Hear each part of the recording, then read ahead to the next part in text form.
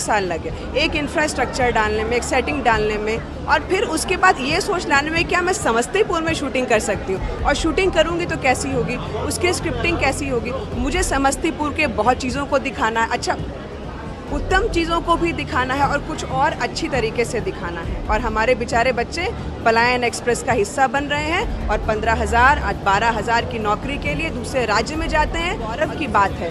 तो इन जब ऐसे लोगों से जब पार्टियां बनती हैं ना, तो विकास खुद ब खुद दिखता है, क्योंकि जो ग्राउंड लेवल पे काम करते हैं, हम जैसे लोग ग्राउंड लेवल पे एग्जीक्यूट करते हैं, हमें पता है एक सुई कैसे बनाई जाती है, तो हमें ये भी पता है कि एक फैक्ट्री कैसे सेटअप की जाती है। क्या लग रहा है?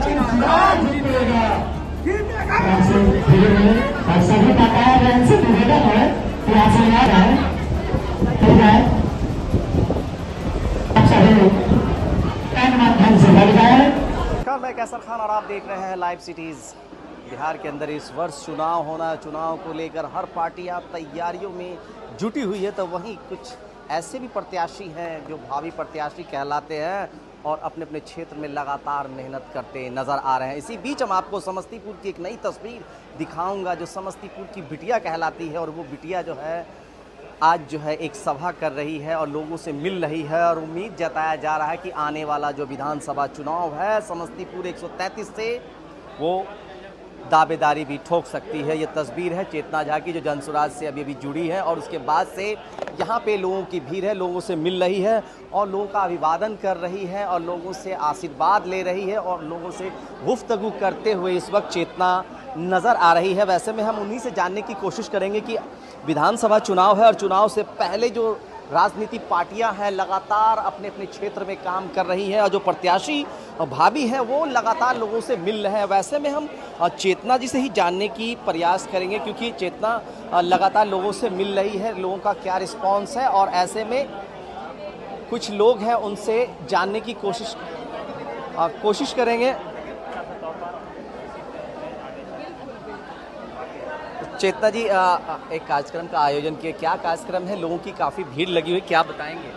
जी, आज का जो कार्यक्रम है, एक तो ऑफिस का भी कार्यक्रम है हमारे मतलब मेरा जो ऑफिस है उसका जनसुराज की तरफ से, और दूसरा जो इम्पोर्टेंट मुद्दा है, लोग यहाँ पर आए हैं और आप देख रहे हैं कितना प्रेम मिल रहा है जनसुराज को, क्योंकि मैं जनसुराज से जुड़ी हूँ, तो कहीं ना कहीं ये जनसुराज को ही प्रेम जाता है, तो मैं उनके लिए और वो मेरे लिए। शायद ये कार्यक्रम जो है दर्शाता है लोगों के प्रेम को, आगे आने वाले भविष्य को और उनके विश्वास को जनस्वराज के प्रति। एक बार एक फिल्मी दुनिया से एंट्री, आपने फिल्मी दुनिया में घूमी थी, आपने अपनी फिल्में भी बनाई है, और अचानक से राजनीति में आने का क्या मकसद? बिहार बदलाव बहुत ज़रूरी है। मैं आपको एक छोटा सा वाक्य बताती हूँ। जब मैं अनमोल घड़ी बना रही थी, मुझे उसके ऊपर काम, क्योंकि लोगों ने बोला कि दीदी आप बिहार में क्यों नहीं शूटिंग करती हैं, हम लोग को भी व्यवसाय मिलेगा, और जो जितनी अच्छी पिक्चरें आप बनाती हैं, साफ़ सुथरी पिक्चरें बनाती हैं, तो हम बिहारी भी उसके अंदर काम कर पाएंगे, क्योंकि हम लोगों को फुहरता वाली पिक्चरें नहीं चाहिए। तो उसके ऊपर काम करने में मुझे 1 साल लगे, एक इंफ्रास्ट्रक्चर डालने में, एक सेटिंग डालने में, और फिर उसके बाद ये सोच लाने में क्या मैं समस्तीपुर में शूटिंग कर सकती हूँ, और शूटिंग करूँगी तो कैसी होगी, उसकी स्क्रिप्टिंग कैसी होगी। मुझे समस्तीपुर के बहुत चीज़ों को दिखाना है, अच्छा उत्तम चीज़ों को भी दिखाना है और कुछ और अच्छी तरीके से दिखाना है। तो उसके लिए मैंने थोड़ा इंफ्रास्ट्रक्चर के ऊपर भी काम किया, लोगों के साथ भी काम किया, और आपको पता है अनमोल घड़ी मैंने 70% यहाँ पे शूट की, और जिससे जो लोकल लोग हैं उनको बहुत ज़्यादा बेनिफिट। राजनीति में आने का क्या मकसद है? राजनीति में आने का मकसद मात्र इतना ही है कि जो बिहार जो हम सोच करके गए थे, आज जिस बिहार से मैं निकली हूँ, मैं भी पलायन एक्सप्रेस का ही एक हिस्सा हूँ, और ये बहुत तकलीफ़ की बात है कि हम जैसे बेटियों को उस वक्त 3-5 हज़ार की नौकरी करने के लिए भी बाहर जाना पड़ता था।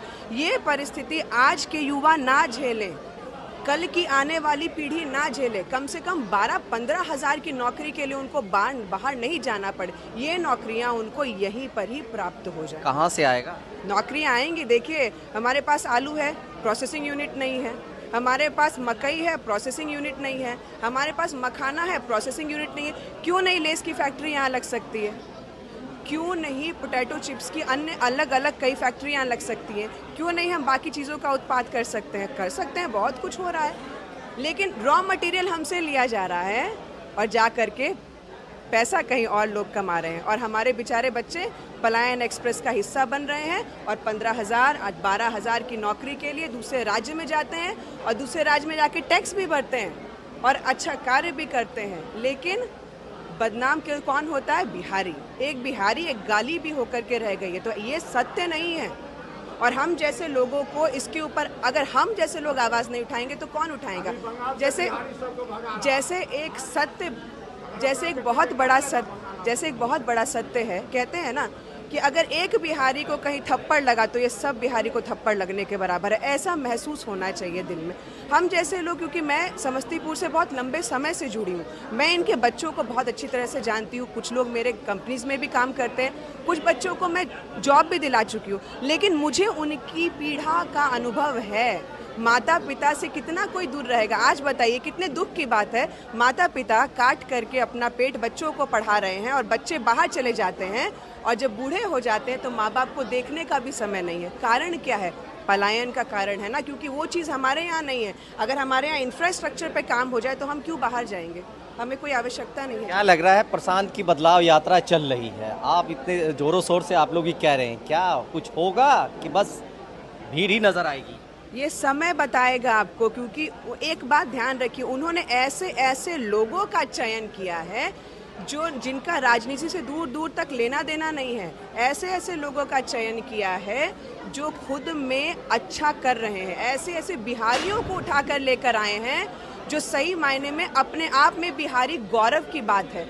तो जब ऐसे लोगों से जब पार्टियां बनती हैं ना, तो विकास खुद ब खुद दिखता है, क्योंकि जो ग्राउंड लेवल पे काम करते हैं, हम जैसे लोग ग्राउंड लेवल पे एग्जीक्यूट करते हैं। हमें पता है एक सुई कैसे बनाई जाती है, तो हमें ये भी पता है कि एक फैक्ट्री कैसे सेटअप की जाती है। क्या लग रहा है, चेतना समस्तीपुर विधानसभा से दावेदारी या फिर उम्मीदवारी कर सकती हैं?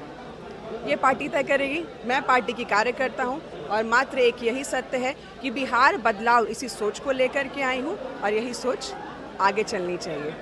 धन्यवाद बहुत बहुत आपका, क्योंकि जिस तरह से बातें करें बिहार के अंदर बदलाव की स्थिति को लेकर, जहां प्रशांत किशोर की लगातार यात्राएं चल रही है, यात्राओं में वो काफ़ी कुछ कह रहे हैं, मगर क्या इसका असर आने वाला है, विधानसभा में पड़ने वाला है? कहीं ना कहीं इस भीड़ वोट में तब्दील हो सकती है, मगर लगातार जनसुराज की तरफ से हर जगह पे लोग जो है उनके लगे हुए हैं, अपने कार्य कर रहे हैं और बिहार बदलाव की बात भी कहते नजर आ रहे हैं। लाइव सिटीज के साथ बने रहें, धन्यवाद।